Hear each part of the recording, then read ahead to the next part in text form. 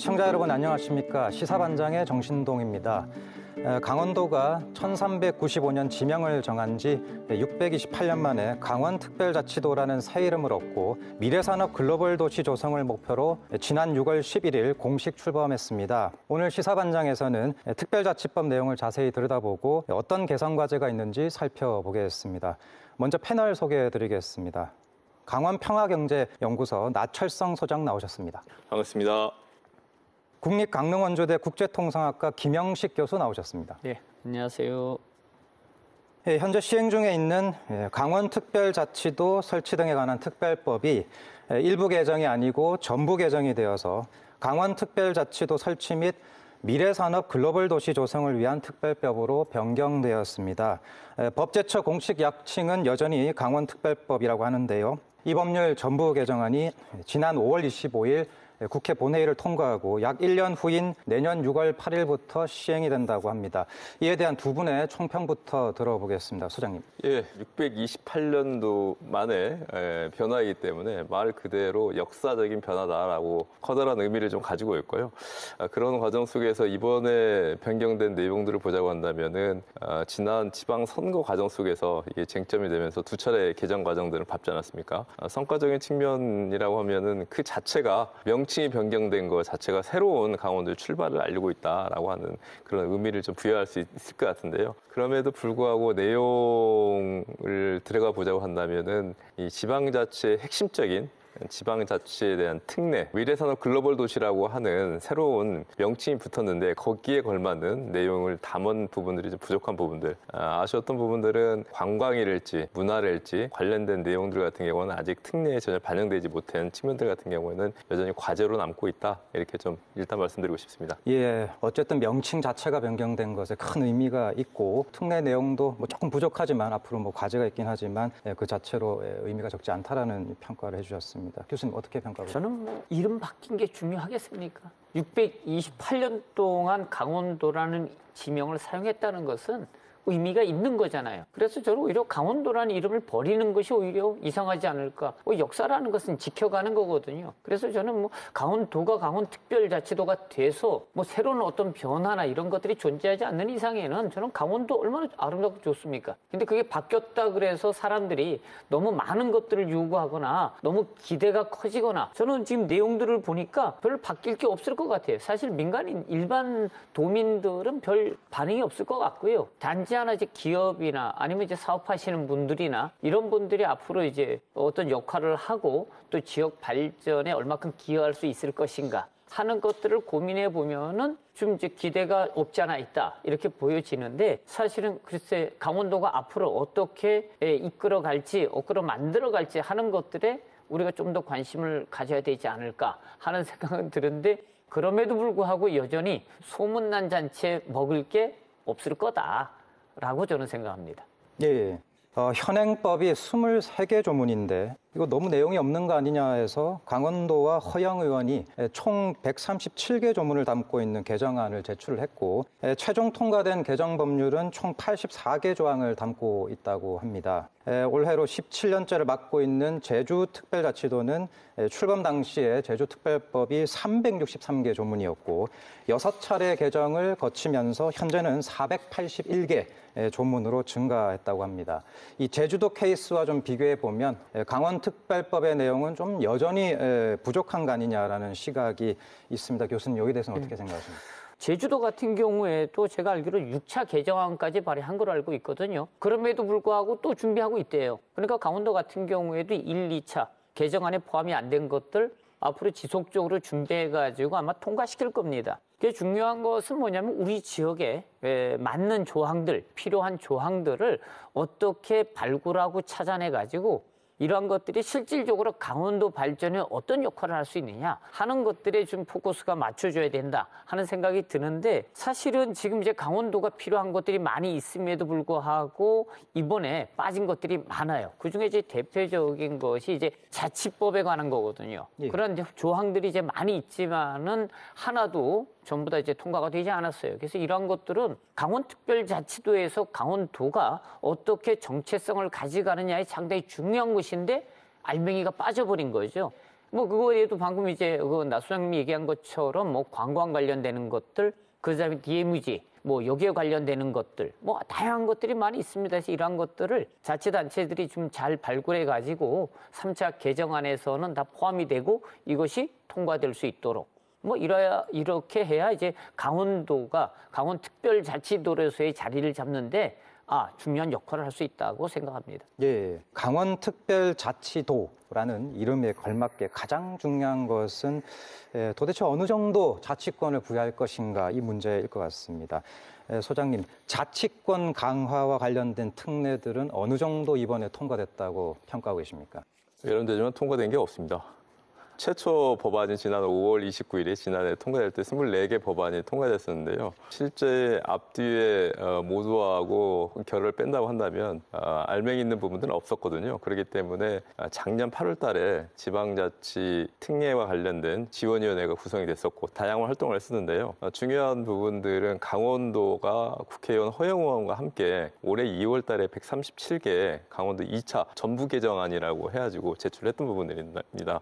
제주도 같은 경우는 출범 자체가 363개였는데요. 계속적으로 6차까지 개정해 왔다고 하지만은 기본 골격은 이미 초반기에 다 만들었던 것들이고 세부적인 일부 개정만 있었던 거거든요. 거기에 비해서 강원도는 올해 2월 달에 137개에 달하는 전부 개정안을 냈기 때문에 과연 이 전부 개정안 중에서 얼마 정도가 반영되느냐라고 하는 것들이 중요한 포인트였는데 개수로 보자고 한다면은 84개에 달하고 있지만은 강원 특별자치도이기 때문에 무엇보다도 저희도 눈여겨봤던 게 특별한 자치적 권한을 실제적으로 어떻게 행사할 것인가라고 하는 것들이 관건이었거든요. 그 대표적인 것들이 뭐냐고 한다면 강원도 의회와 강원도 행정에 관련된 자율권들을 중앙정부가 얼마만큼 이양하느냐라고 하는 부분들이었는데요. 이와 관련돼서 제가 말씀드린 것보다도 강원도 의회에서 이번에 통과되고 난 다음에 정말로 쥐어준 것이 하나도 없는 그러한 법안이었다라고 이렇게 추정을 했던 부분들이 있는데요. 그도 그럴 것이 뭐냐고 한다면 지방자치권 특례와 관련된 부분들이 14조항부터 24개까지 130개 조항 중에서 포함되어 있었는데 그게 하나도 반영이 되지 않았습니다. 대표적으로 한 두 가지만 말씀드리자고 한다면 지방자치권 강화에서 가장 핵심적인 부분들이 지방의회, 도의회에 있어서의 기구 개편과 정원 정수에 대한 확충에 대한 부분들이었거든요. 강원도 같은 경우에는 정성군 같은 경우에도 도의원이 1명이지 않습니까? 그렇기 때문에 적어도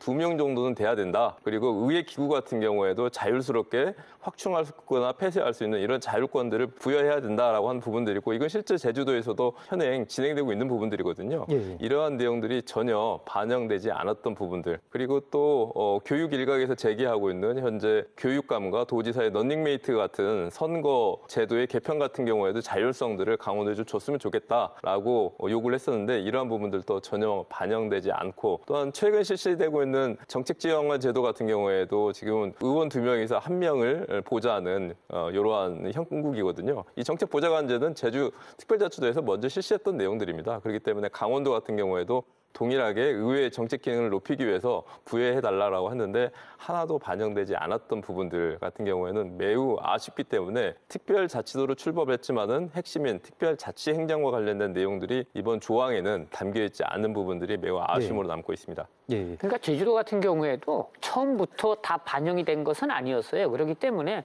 이미 6차 과정을 통해 가지고 그런 내용들이 반영이 됐거든요. 이제 중요한 것은 이제 앞으로 그 내용들이 반영이 될 건가 하는 것들에 좀 포커스가 맞춰줘야 되지 않을까 하는 생각은 들어요. 거기도 뭐 처음부터 다 이루어졌다 그러면 6차 개정안까지 갔겠습니까? 네, 그 자치권이 사실 또 가능하려면 그런 중앙정부의 어떤 권한 이양도 중요하지만 결국 또 건실한 재원을 확보하는 것도 중요할 텐데요.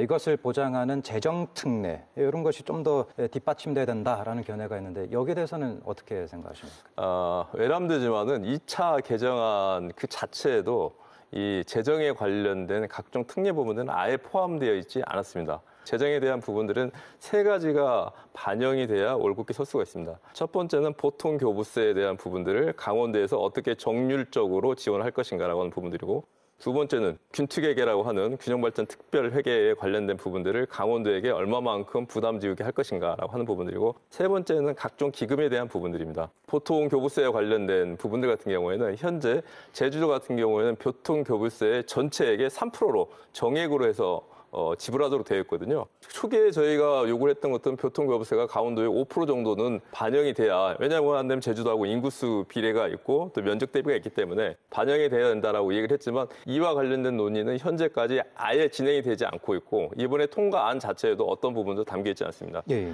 두 번째, 균투계획에 대한 부분들인데요. 균투계획 같은 경우에도 장밋빛 전망을 높게 했던 것들이 뭐냐고 한다면, 특별법이 통과가 되면 강원도 본청에 있어서의 해년마다 한 4,500억 정도가 증액될 것이다라고 하는 그런 기대를 했거든요. 예. 역시 균투계획에 대한 어떠한 특례도 이번에 조항이 담겨져 있지 않습니다. 세 번째, 기금에 대한 부분들인데요. 기금 같은 경우에는 각 사업과 각 조항마다 많이 설치할 수 있도록 되어 있거든요. 가령 교육 관련된 특례 관련된 부분도 기금 설치할 수 있도록 되어 있고, 또 미래산업 글로벌 도시와 관련돼서도 기금을 설치할 수 있도록 되어 있는데, 역시 84개 조항 중에서 기금이라고 하는 단어는 아예 찾아볼 수 없는 게 현상이다라고 하는 부분들이기 때문에, 현재 같은 경우에는 우리 교수님은 빈 껍데기 법안이다라고 이렇게 좀 말씀하셨는데요. 제가 볼 때는 외발로 서 있는 매우 불안정한 법안인데, 그 핵심이 바로 이 재정에 관한 특례들과 관련된 세액과 세율 관련된 법안 내용들이 전혀 담겨 있지 않은 것들이 커다란 과제로 남겨져 있다라고 이렇게 좀 평가하고 싶습니다. 예. 추가적으로 조금 더 보충 설명을 하면은, 제주도 같은 경우에는 일단 지방채, 외채 초과 발행이 가능합니다. 자체적으로 도지사가. 예. 그런데 강원도 같은 경우에는 말씀드린 대로 그게 전혀 안 되는 거고요. 그렇게 균특회계 같은 경우에는 이제 별도 계정 설치는 가능합니다. 지금 현재도. 근데 이제 문제는 이제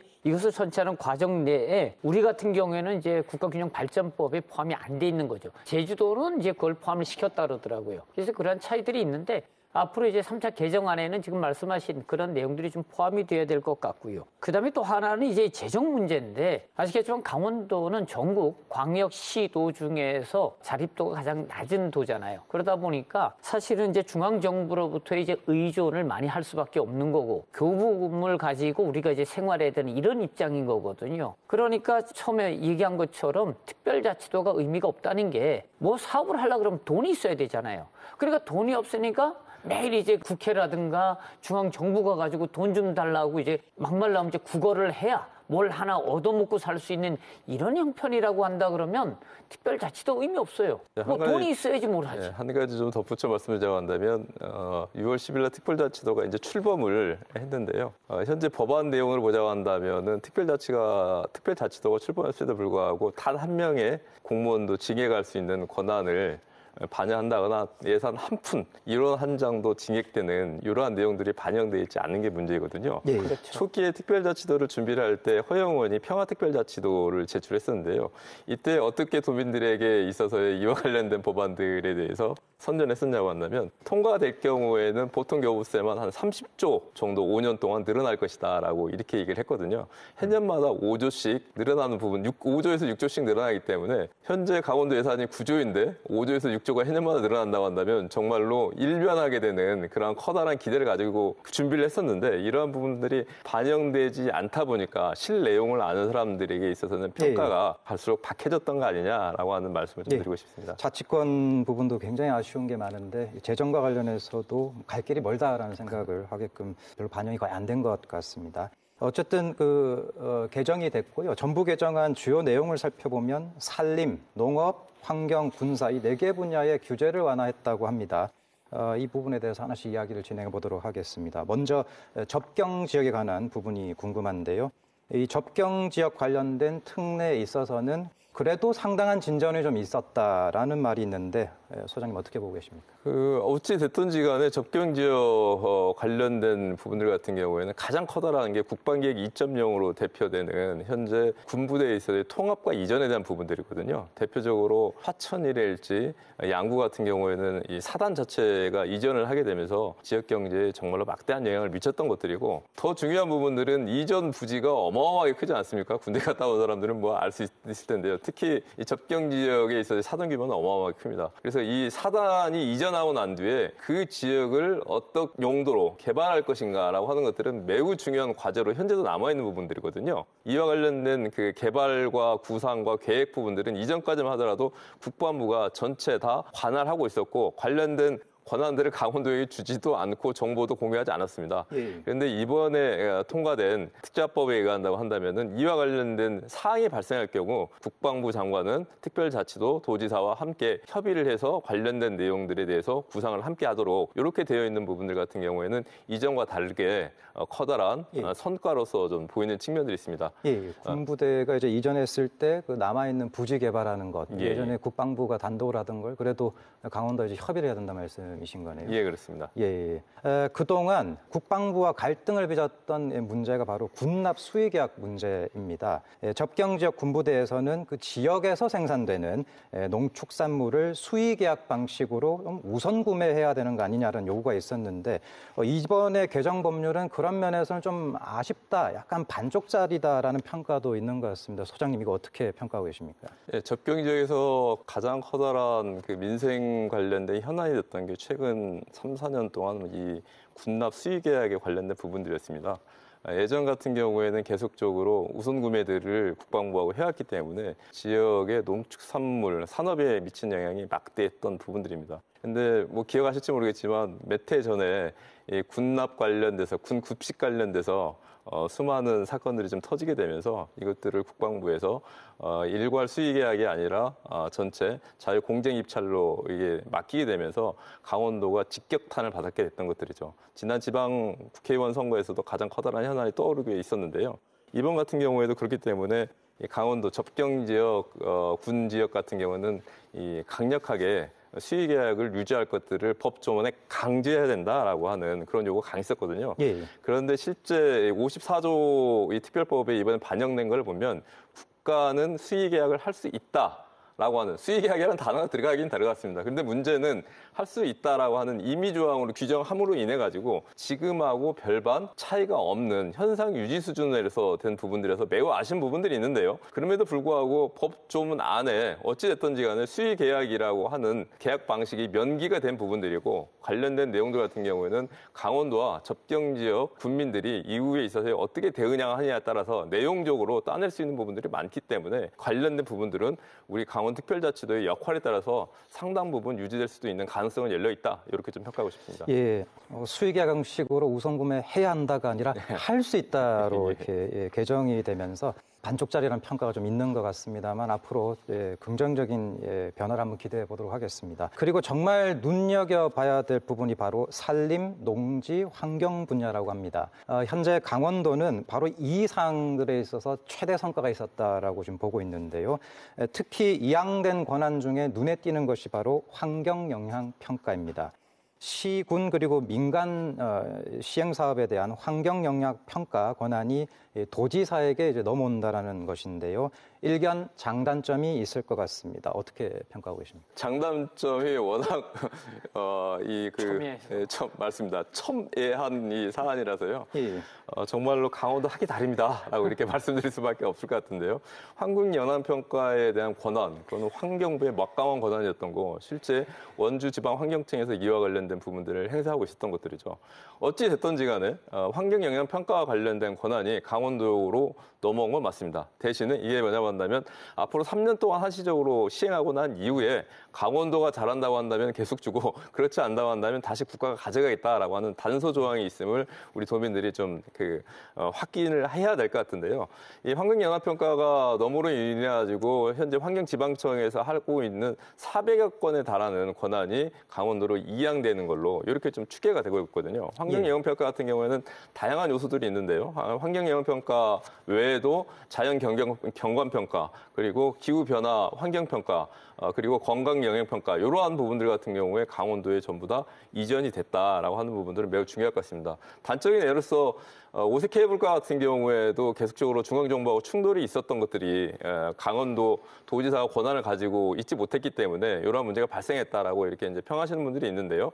어찌 됐든지 간에 이번에 환경영향평가 권한이 강원도로 옮기게 되면서 산림진흥지구로 설정이 될 경우에 케이블카랄지 아니면 관련된 휴양시설에 대한 자체의 권한 허가 자체를 도지사가 할 수 있도록 이 권한이 이양됐기 때문에 앞으로 어떻게 하느냐에 따라서 제주도에서 가장 커다란 문제, 특별자치구의 문제가 뭐냐라고 한다면 도민들은 난개발로 뽑고 있는 부분들이거든요. 예, 예. 강원도 같은 경우에는 더욱더 중요한 현안으로 떠올 수 있기 때문에 이와 관련된 부분들을 관에 맡기는 것들이 아니라 적극적으로 제가 볼 때는 시민사회도 이 개입을 하면서 어떻게 강원도의 미래의 상, 녹색도시의 상, 탄소 중립으로 대표되는 인류의 미래의 상들을 강원도가 어떻게 만들어갈 것인가라고 하는 부분들에서 이 논의를 시작할 때가 됐다. 이렇게 좀 말씀드리고 싶습니다. 예, 잘 해야 되는데 만약에 또 잘하지 못하면 이게 또 부메랑으로 돌아올 수도 있다라는 얘기를 해주신 것 같고요. 시민사회 소통을 좀 강조해 주신 것 같습니다. 교수님 어떻게 보고 계십니까? 지금 같은 경우에도 지금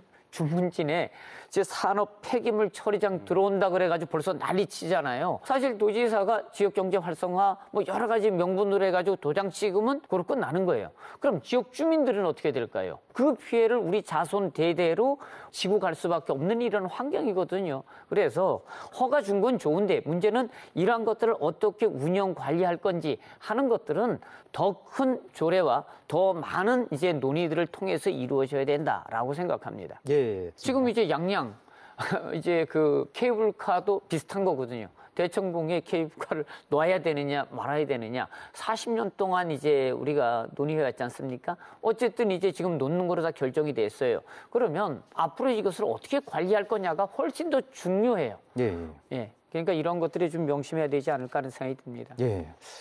정말 장단점이 분명하게 있는 이 상인 것 같습니다. 그 밖에도 농촌 활력 촉진 지구를 새롭게 지정을 하고 이게 약간 구용어긴 한데 이 지구 내에 절대 농지라는 것도 일부 한도 내에서 이제 해제하는 것이 이제 가능해졌다고 합니다. 소장님, 산림, 농지 그리고 환경 분야에 또 어떤 권한을 이양받게 되는 겁니까? 가장 중요한 게 산림과 관련된 부분들은 그 전용 허가를 지자체장이 도지사가 이와 관련된 부분들을 내릴 수 있도록 결정된 부분들은 상당히 큰 부분들이다 보고 있는데요. 강원도 산림에 있어서의 가장 커다란 면적을 차지하고 있는 부분들은 국유림이 아니라 사유림입니다. 현재 법에 통과된 걸 보면 국유림 같은 경우에는 산림청에서 직접 관할을 하되 국유림이 아닌 공유림, 그러니까 지방자치대 소유가 되어 있거나 사유림에 관련돼서는 산지 전용에 관련된 권한들을 이제는 도지사에게 있어서의 부여를 한다라고 하는 부분들이고, 특히 최근에 관광이라고 하는 게 산림 관광이라고 하는 게 다양한 형태로서 곽광을 받고 있지 않습니까? 헬스케어에 대한 부분들도 있는 것이고 트레킹에 관련된 뭐 부분이랄지 캠핑이랄지 리조트랄지 다양한 산업들을 벌일 수 있는데, 강원도 같은 경우는 이와 관련된 부분들에 엄격한 중앙 정부에 있어서의 규제와 아무튼 검토를 받아왔던 것들이 현황이었었거든요. 이번 그 자치도로 산림 전용 허가에 관련된 부분들이 이양이 되면서 국유림을 제외하고는 도지사가 할 수 있는 권한들이 상당히 넓혀졌다. 이와 관련된 내용들은 향후에 지방자치 선거 과정 속에서 특히 이 개발과 관련된 부분들은 상당한 이 쟁점과 이슈로 좀 떠오를 수 있는 부분들이 많이 있다라는 걸 말씀드리고 싶고요. 이 농지 전용 허가 부분들도 농업 그 진농지구를 설정하도록 되어 있는데요. 이 진흥 같은 경우는 아까 말씀드린 대로 절대농지라고 하는 것은 말씀하신 대로 절대로 농사 외에는 지어서는 안 되고 보존해야 된다라고 하는 부분들인데요. 이 부분들 같은 경우에는 그 농림부 장관도 할 수 없는 부분들이었는데, 아무튼 관련된 허가에 대한 부분들 같은 경우에 도지사가 할 수 있도록 권한을 이양했던 부분들을 매우 주목해서 봐야 됩니다. 그럼에도 불구하고 이 농촌진흥지역이 아닌 지역 같은 경우는 40만 제곱미터에 관련된 부분들은 40만 제곱미터 이상 부분들은 국가의 허가를 받아야 했지만, 사유지라고 하더라도 40만 제곱미터의 미만 지역 같은 경우에는 도지사가 실제 관련된 절대농지를 해제할 수 있는 이런 권한을 부여했는데요. 40만 제곱미터라고 했을 때는 우리가 10만 평이 넘지 않습니까? 상당한 부분들의 면적이기 때문에 강원도 지역 같은 경우에는 특히 바실일지 떼기바실일지 이러한 형태가 산림하고 연관된 부분들이 많이 있기 때문에 이 부분도 실제 권한을 행사하자고 한다고 한다면 상당한 변화가 있었던 부분들이기 때문에 이 정도의 규모를 개발할 수 있는 강원도에서 경제력을 가진 개인과 기업이 얼마나 될 것인가라고 봤을 때 자칫 잘못하다가는 중앙의 거대 기업이랄지 아니면 제주도 사례가 보였던 것처럼 외국에 있어서의 거대 자본의 유입을 통해 가지고 자칫 잘못하다가 노른자에만 내주게 되면서 말 그대로 우리가 가지고 있는 환경은 파괴되는 이런 양날의 칼로서 작동할 수 있는 부분들이 많이 있기 때문에 지금 같은 경우는 4대 규제라고 해서 이거를 혁파하는 것들이 강원도의 내일을 기약하는 것처럼 이 도정에서는 얘기를 하고 있지만 한쪽 측면에서의 이번 법안을 통과된 것을 보면 특히 제가 주목하고 있는 것들은 탄소 중립, 녹색 거점 도시 조성과 관련된 이와 관련된 특례가 담겨져 있습니다. 다른 분들은 유의 있게 보시지 않고 이게 이슈화되지 않았는데요. 제가 볼 때는 이 산림과 환경과 농지에 대한 해제 부분하고 이번에 특별하게 명기된 강원특별자치도의 탄소 중립, 녹색 거점 도시의 융성과 환경도시, 환경교육도시를 조성하도록 아예 명시가 돼 있습니다. 이와 관련된 부분들을 어떻게 융합시켜가지고 나갈 것들인가 하는 부분들인데 여기서 중요한 부분들은 제가 볼 때는 관에 맡겨둘 경우에는 이 앞에 개발의 부분들만 지나치게 초점을 맞출 수 있기 때문에 특별하게 지방의회도 그렇고 시민사회도 그렇고 이와 관련된 양 두 개의 날개들을 함께 발전시킬 수 있는 방안들을 좀 마련하는 게 필요할 것 같습니다. 두 분께서 지금 절대농지하고 여러 가지 이제 권한들을 이제 도지사에게 이양하는 것 관련해 가지고 양날의 검이 될 수 있다는 말씀해주고 계십니다. 한편으로는 자치권이 강화되는 이 측면도 있지만 이것이 남발되거나 남용되었을 때 어떤 그 부작용들 해서 뭐 결론적으로 시민사회나 학교와의 소통을 많이 강조해 주시고 계신 것 같습니다. 또 교육 분야에 핵심 특례가 빠져서 아쉽다라는 지적이 있습니다. 강원도만의 차별화된 교육 환경을 만들기에도 주력해야 된다. 이 목소리가 분명히 있는데요. 소장님, 교육 분야는 어떻게 다음 개정에서 다뤄져야 할까요? 다음 기회에서 다뤄줘야 될 것 같습니다. 현재 그 김진태 도지사도 가장 아쉬워하는 부분 중에 하나가 국제학교 설립에 관련된 부분들에 대해서 상당히 애착을 가지고 있더라고요. 국제학교 설립과 관련된 특례가 무산이 된 것 같습니다. 그러니까 여기 보면 이제 아까 말씀하신 교육자치특구라는 게 있잖아요. 여기 이제 뭐가 들어가냐면 부교육감의 수. 네. 그다음에 이제 거기에 이제 분장 사무하는 것들 이런 중요한 내용들이 많이 들어가 있거든요.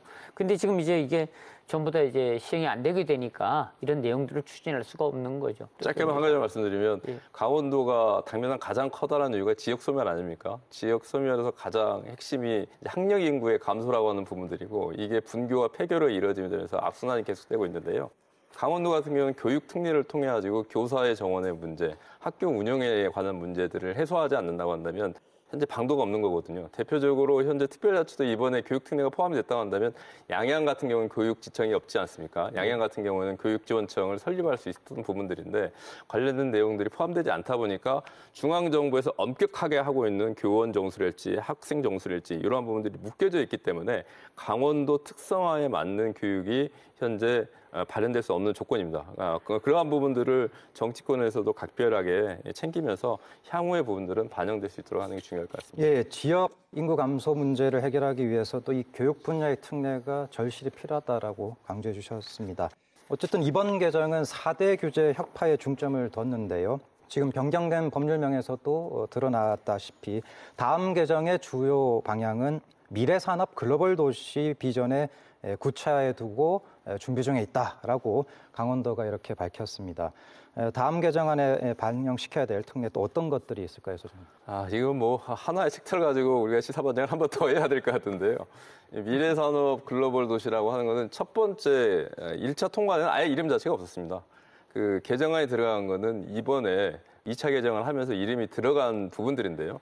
그렇기 때문에 강원도가 미래산업 글로벌 도시를 표방했을 때 이게 국회 논의 과정에서 다른 지역 국회의원들이 많이 질의가 있었다고 그래요. 글로벌 도시로서 성장하기 위해서는 그렇다고 한다면 강원도가 준비하고 있는 건 무엇이냐라고 하는 질의가 왔을 때 이와 관련된 내용들에 대한 답변들이 부재했었다라고 하는 기록들이 의회 의사록이 좀 남아 있는데요. 그런 만큼 현재 강원도가 표방하고 있는 부분들은 반도체를 통해 가지고 글로벌 도시로서의 성장들을 준비하고 있는 부분들인데요. 문제가 되고 있는 것들은 올해 3월 달에 정부에서는 용인을 중심으로 해가지고 반도체 클러스터를 건설하겠다라고 하는 과정들이 이미 나왔던 부분들이고 특히 물과 관련된 부분들도 강원도 물을 소양된 물을 용인까지 끌어다 쓰게 되면서 원주 반도체 클러스터에 대한 부분들이 물 건너간 거 아니냐라고 하는 이러한 자주 섞인 얘기가 나오고 있거든요. 지금 전북 같은 경우에는 새만금 일대에 특별자치도 특구를 지금 지정하고 있는데 이 새만금 일대가 어느 정도까지 이 산전백회를 했냐고 한다면 9년 동안 투자했던 금액보다도 작년에 투자했던 금액이 무려 22배가 늘었다고 해요. 한 4조 6천억 정도가 되는데 여기가 왜 그러냐면 2차 전지 집산단지로 되면서 전북이 2차 전지의 어떤 집산단지가 아니었거든요. 지금 같은 경우에는 물류뿐만 아니라 교통이랄지 아니면 각종 투자 환경들이 나아지게 되면서 전북에 있어서의 산업지도를 다시 그리게 되는 이러한 변화들이 있었는데 강원도 같은 경우에 그렇다고 한다면 뭐냐?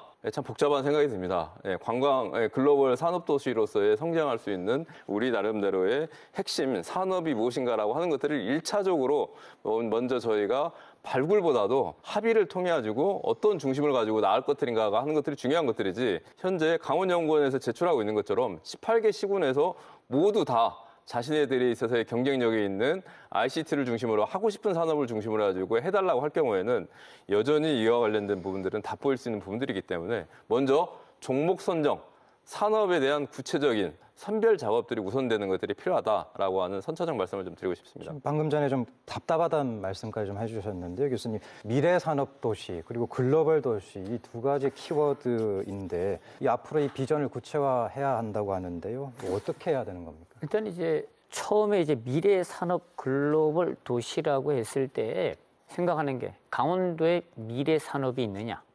두 번째, 강원도가 글로벌화된 도시냐. 둘 다 아니거든요. 전국에서 다 꼴찌예요. 그런데 왜 하필이면 미래 산업 글로벌 도시냐? 저는 아예 강원도가 가지고 있는 아이덴티티, 그러니까 정체성을 가지고 이름을 지으면 훨씬 더 사람들에게 우리뿐만 아니라 외부에 있는 사람들도 더 와서 다가올 텐데 왜 하필이면 미래산업 글로벌 도시? 미래산업 우리 아무것도 없어요. 반도체도 지금 얘기했잖아요. 이미 용인이나 뭐 이런 S 회사에서 이미 클러스터를 다 만들어놨어요. 거기는 강원도는 들어가 있지도 않아요.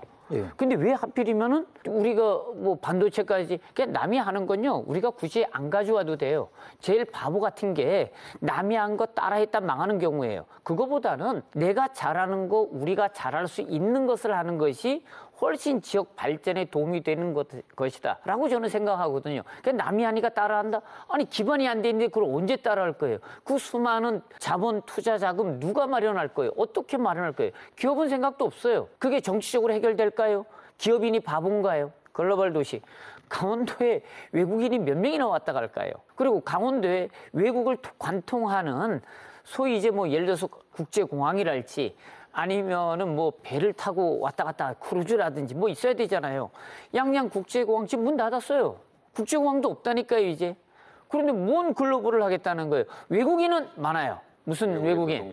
외국인 노동자. 아, 요즘 강릉만 해도 한 4천 명 있고 영동 지역 우리나라 강원도에만 한 4만 명 있다 그럽니다. 예. 근데 그거는 소비할 수 있는 사람들이 아니잖아요. 우리가 여기서 얘기하는 외국인은. 그래서 저는 강원도는 그래서 미래산업 글로벌 도시 이해할 수 없어요. 아예 평화, 뭐 이 관광 이렇다고 하면 충분히 받아들일 수 있는데 이거는 제 생각에는 이름이 좀 잘못됐다. 여기 강원도 특별자치도 이런 공식 비전을 할 때 써놓은 용어가 있어요. 뭐냐면요. 미래산업은 첨단 신산업과 청정 환경의 융합. 이 의미를 갖고 있고요. 글로벌은 강원특별자치도의 지정학적 특성에 기반한 국제교류 시설 조성과 투자 유치 촉진 목표 이렇게 돼 있어요. 이 투자 유치를 제가 강원도가 외국에서 한 적을 못 봤어요. 지금 동해안권 경제자유구역 있잖아요. 지금 외국인 투자 하나도 못 받아가지고 지금 아마 문 닫게 생겼단 말이에요. 예. 근데 무슨 투자 촉진을 한다는 거예요. 국제교류 시설 동해안 지역에 없어요. 동해안에 없으면 영서 지역은 당연히 없어요. 근데 뭘 만든다는 거예요? 아무것도 없는데. 예. 그러니까 이게 수에서 무에서 유를 창조하는 것은 좋은데 그래도 이러한 것들은 근거가 있어야 되고 앞으로 비전을 보여주는 것이 이름이 돼야지 한다는 거예요. 예, 예. 그게 비전이잖아요. 예. 근데 지금 뭐예요? 미래산업 글로벌 도시. 저는 문제가 있다 생각합니다. 이 미래 산업 글로벌 도시가 과연 강원도의 정체성에 부합하는 것이냐라는 그렇죠. 근원적인 질문을 해주셨습니다. 차라리 평화나 관광을 강조하는 것이 더 낫지 않았나라는 또 얘기를 그건 해주셨고요. 현실적이잖아요. 예, 사실 지금 특별자치도, 특별자치시라는 형태가 전국적으로 마치 유행처럼 번지고 있습니다. 전라북도도 하고 있고요. 충청북도 등 점점 경쟁이 치열해져서 또 한 번 강원특별법을 개정하는 것, 이걸 정부를 설득하는 것부터 굉장히 쉽지 않을 것이다라는 시각도 있는데 교수님, 이거는 어떻게 생각하세요? 이제 무대에 제가 말씀드렸지만은, 그러니까 특별하다라고 생각이 되어지니까 다른 지역들도 다 왜 나는 특별하지 않아? 이렇게 생각을 하는 거예요. 그러니까 강원도가 시작하니까 바로 전라북도가 지금 이제 액션을 취해가지고 강원도보다 한 발 앞서가요. 지금 경상북도도 보니까 난리가 났더라고요. 아니, 쟤네가 하는데 왜 내가 안 돼? 지금 이게 경기도도 북부로 나눠가지고 북부 특별자치도 만든다는 거 아니에요. 자, 결국 그러면은 모두가 다 특별하게 되면은 결국 특별하지 않은 거예요. 특별한 게 오히려 이상한 거예요. 왜? 다 특별하니까. 그래서 이런 상황들이 벌어지지 않기 위해서는 강원도가 가지고 있는 정체성을 살려나가야 그게 특별한 거예요. 지금 이제 다른 지역들, 아까 전라북도 아니면 이제 전라도 쪽에서 지금 2차 전지, 반도체, 경기도 지역에서 다 하고 있잖아요. 이제 우리가 따라가가지고 언제 그거 우리가 따라갈 거예요? 이건 말이 안 되는 거예요. 하지만 강원도가 가지고 있는 것들이 있어요. 왜? 요즘 해양 관광 뜨잖아요. 동해안에. 이런 것들을 좀 우리 것으로 만들어가지고 활성화시키면 그것도 저는 나쁠 거라 생각 않고요. 예. 그다음에 이제 DMZ, 평화, 이건 언제든지 있는 거잖아요. 유일한 강원도잖아요. 이런 것들을 따라서 우리가 그들과 경쟁한다고 하면 우리가 그들과 경쟁해서 이길 수 있는 뭔가가 필요하다는 거죠. 근데 지금은 그런 게 아무것도 없어요. 예. 사실 강원도만의 그렇죠. 어떤 정체성이 투영될 만한 그런 명칭, 그런 이제 사업 계획이 필요하다는 말씀. 그리고 교수님이 하도가 아니라 아주 열정적으로 말씀하셔가지고 좀 찬물을 좀 끼얹는다고 한다면 예. 경쟁 도시가 너무 많이 늘어나고 있습니다. 제주, 전북 특별자치도와 관련된 법 개정이 있고요. 그다음에 충청 내륙 특별자치도 통과가 됐지 않았습니까? 그다음에 올해 안에 경기 북부 특별자치도 진행을 한다라고 하고 있습니다. 지금 뭐냐면 강원도 같은 경우는 장이 섰을 때 물건을 제값을 받는 거 아니겠습니까? 특별법을 내용을 알차게 하는데 가장 핵심적인 시기가 바로 6월 11일 전후로 해서 우리의 요구들을 관철시켜서 낼 수 있는 전국적으로 가장 관심이 많았던 시기가 바로 그 시기거든요. 그런데 이 시기에서 저희가 볼 때는 84개라고 하지만은 매우 미약한 상태에서 이게 통과가 되어버렸던 부분들입니다. 그렇기 때문에 향후에 중앙정부에서 얼마만큼 강원도에 눈치를 둘 것인가, 마음을 줄 것인가라고 하는 것들은 별개의 부분들이거든요. 그렇기 때문에 강원도에서는 현재 전략이 내년 총선 전에 3차 개정안을 통과시키겠다. 총선 시기에 있어서의 3차에 관련된 문제를 적극적으로 아젠다로 띄우고 중앙정치에 압력을 넣겠다라고 하는 것들인데 그와 관련된 내용들이 결코 강원도의 구상과 의지로서 작동하지 않을 수 있는 부분들 같은 경우에 우리가 인지할 부분들이 필요한 것들이고 3차 개정안 같은 경우는 2차 개정안보다 더 어렵다고 볼 부분들은 핵심은 재정에 관한 부분들입니다. 2차 개정안 때 왜 재정에 관한 부분들을 넣지 않느냐고 한다면 재정이라고 했을 때 아까 보통 교부세랄지 특별기금이랄지 균투계획이랄지 뛰지 않냐고 한다면 이거를 2차에 넣는 순간 2차 자체가 진전이었고 이 자체가 속칭 빠그러질 수 있다라고 하는 우려 때문에 이거를 뺐다라고 이렇게 강원도에서도 얘기를 하고 있거든요. 그런데 이 재정에 관련된 부분들은 전국에 가지고 있는 관계단체자 가지고 이걸 나눠 먹기 식으로 해가지고 조율하는 부분들이거든요. 이와 관련된 내용들이 얼마만큼은 될 것인가라고 하는 것들을 종합적으로 고려해본다고 한다면 3차에 대한 낙관적인 희망들을 도민들에게 던져주기보다도 치밀한 계획을 가지고 어떻게 우리가 선차적으로 목표를 달성할 것인가라고 하는 전망과 노정도를 이 강원도에서는 좀 제출하는 것들이 더 현실적이지 않을까 이렇게 좀 제안을 드리고 지금 이제 싶습니다. 특별자치도가 되잖아요. 그럼 이제 우리가 이해하는 것처럼 정부에서 우리가 특별자치도가 되면 3조, 5조 정도 이제 예산이 더 늘어난다는 거잖아요. 그러면은 아무래도 지역에 많은 도움이 줄 것이다. 뭐 이렇게 다들 생각할 거예요. 근데 이제 모두가 다 특별자치도가 되잖아요. 지금 정부가 돈이 없어요. 지금 현재도 지금 예산 적자거든요. 그러면 저는 어떤 이제 좀 불안함이 드냐면 우리나라 전체 정치 지형으로 봤을 때 강원도는 제일 아래 있잖아요. 그러면 다 특별하다고 하면은 나는 지금 강원도가 받고 있는 구조 예산이나 받을 수 있을까 하는 생각이 드는 거예요. 왜? 다른 지역이 특별자치도가 돼가지고 권력이나 이런 것들을 통해서 전라도, 경상도가 다 가져가게 되면 강원도는 어차피 그 나머지 먹고 살아야 되는데 잘못하다가 연 구조도 못 받고 끝날 수 있을 가능성이 많아요. 저는 그것이 좀 많이 염려가 됩니다. 예, 지역 발전과 주민들의 삶의 질 향상이라고 하는 실질적인 성과로 이어지기 위해서 어떤 준비들이 필요할지 마지막으로 한 말씀씩 부탁드리겠습니다. 지금 2차 개정안까지의 한계점들은 지자체 중심이랄지 그리고 지역의 정치권을 중심으로 해서 정치력을 바탕으로 한 법안에 대한 관철로서 진행되지 않았는가라고 보여집니다. 그러다 보니까 아무래도 도민들 같은 경우는 그래서 특별자치도가 출범하고 난 이후에 내 삶이 뭐가 바뀌었지라고 하는 부분들에서 어느 누구도 흔쾌하게 고개를 끄덕이지 못하는 부분들이 남아있는 것 같습니다. 아무튼 3차 개정안을 포함해서 이후에 있어서 만들어가는 부분들은 더욱더 강원특별자치도 이름에 맞게끔 자치를 실현할 수 있도록 우리 도민들이 참여해서 만드는 그런 법안의 과정들이 무엇보다도 선행됐으면 하는 말씀을 좀 드리고 싶습니다. 예, 예. 강원특별자치도 시작도 중요합니다. 과정도 중요합니다. 그런데 그 결과는 더 중요합니다. 왜? 만들어진 이유는 지역 주민들의 삶을 향상시키기 위해 존재하는 것이니까요. 앞으로 강원특별자치도가 어떻게 진행되는지 좀 잘 보고 그 언론들이나 뭐 저희 같은 사람들도 문제가 있으면 지적해서 바로 갈 수 있도록 그렇게 해야 되지 않을까 하는 생각이 듭니다. 예. 오늘 두 분 함께해 주셔서 감사합니다. 김진태 강원특별자치도지사로서의 첫 발언은 축제는 끝났다. 이제는 일할 시간이었다고 합니다. 이제는 진지하고 성찰과 평가를 동반하면서 새롭게 출범한 이 강원특별자치도의 기반이 다져지길 기원해 봅니다. 시사반장 오늘 여기까지입니다. 감사합니다. 도민들께서 현장에서 직접 체감한다. 제 개인적으로는 상당한 시간이 걸릴 것입니다.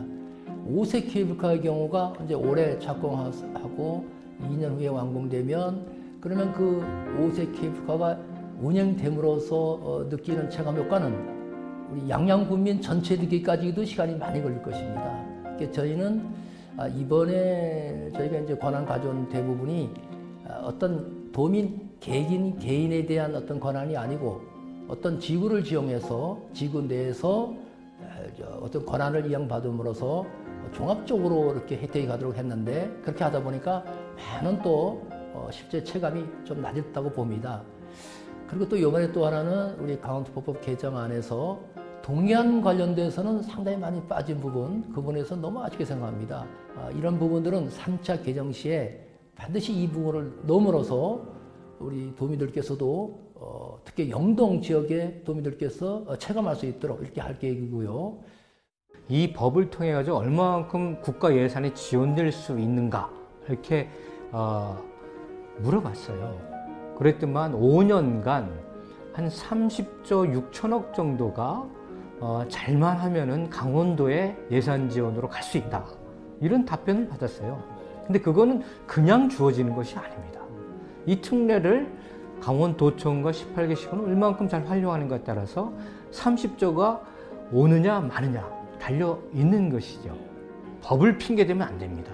이제는 각 지자체가 얼마만큼 핵심적인 지역 자원들을 동원을 해서 창의적인 아이디어로 그 특례들을 잘 이용하느냐, 여기에 승부수가 달려져 있다 이렇게 생각이 되고 충실히 그것들이 지원될 수 있도록 저는